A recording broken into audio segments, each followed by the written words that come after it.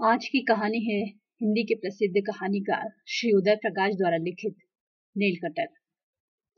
सावन में घास और वनस्पतियों के हरे रंग में हल्का अंधेरा सा घुला होता है। हवा भारी होती है और तरल, वर्षा के रवे परतों में तैरते रहते हैं। मैं 9 साल का था। इसी महीने राखी बंधती है, कजलैया होती है। नाग पंचमी में गोबर की 7 बहनें बनाई जाती हैं। धान की लाई और दूध दोने में भरकर हम सांपों की बांदियां खोजते फिरते हैं। हरियाई अमावस भी इसी महीने होती है। मैं बांस की खूब ऊंची जेंडी बनाकर उस पर चढ़कर दौड़ता था। मेरी ऊंचाई कम से कम 12 फीट की हो जाती होगी। माँ दक्षिण की ओर के कमरे में रहती थी। बंबई के टाटा मेमोरियल अस्पताल से उन्हें ले आया गया था। सिर्फ अनार का रस पीती थी। वे बोलने के लिए अपने गले में डॉक्टरों द्वारा बनाई गई छेद में उंगली रख लेती थी। वहां एक ट्यूब लगी थी। उसी ट्यूब से वे सांस लेती थी। बहुत बारीक, ठंडी और कमजोर आवाज होती थी वह। कुछ कुछ यंत्रों जैसी आवाज, जिसे बहुत धीमे वॉल्यूम में कोई रेडियो तब बोलता है जब बाहर खूब जोरों की बारिश हो रही हो और बिजलियां पैदा हो रही हो, या तब जब सुई किन्हीं बहुत दूर के 2 स्टेशनों के बीच कहीं अटक गई हो। माँ को बोलने में दर्द बहुत होता होगा, इसलिए कम ही बोलती थी। उस यंत्र जैसी आवाज में हम माँ की पुरानी अपनी आवाज खोजने की कोशिश करते। कभी कभी उस असली और माँ जैसी आवाज का कोई एक अंश हमें सुनाई पड़ जाता, तब माँ हमें मिलती, जो हमारी छोटी सी स्मृति में होती थी। लेकिन माँ सुनना सब कुछ चाहती थी, सब कुछ। हम बोलते, लड़ते, चिल्लाते या किसी को पुकारते तो व्याकुलता से वे सुनती। हमारे शब्द उन्हें राहत देते होंगे।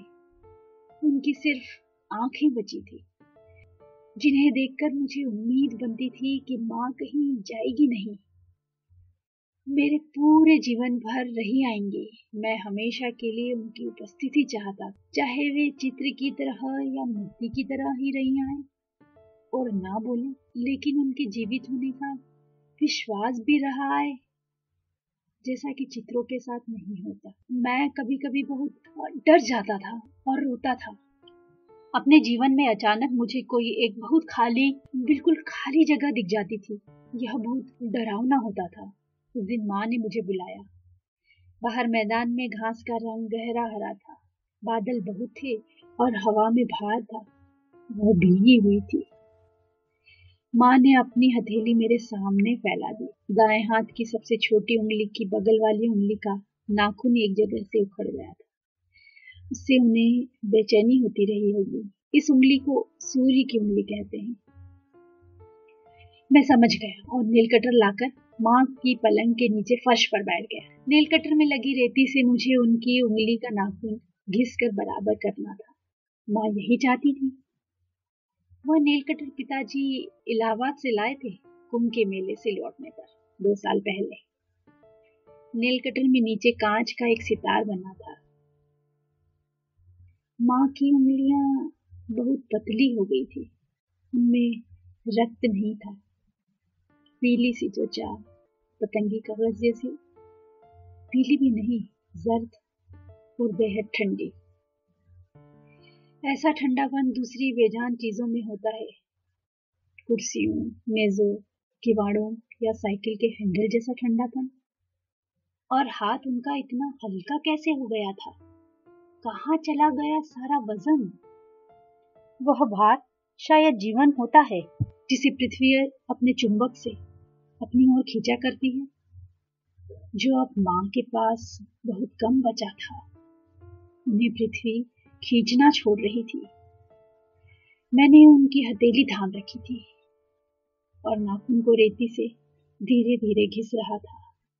मैं उनके नाखून को बहुत सुंदर, ताजा और चिकना बना डालना चाहता था। मैं एक बार हंसा, फिर मुस्कुराता ही रहा। माँ को ढांढस बंधाने और उन्हें खुश करने का यह मेरा तरीका था। मैंने देखा माँ को नाखून का हल्का हल्का रेती से घिसा जाना बहुत अच्छा लग रहा है। उसके चेहरे पर एक सुख था जो एक जगह नहीं बल्कि पूरे शरीर की शांति में फैला हुआ था।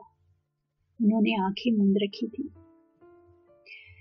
1 घंटा लगा। मैंने उनकी एक उंगली ही नहीं, सारी उंगलियों के नाखून खूब अच्छे कर दिए। माँ ने अपनी उंगलियां देखी।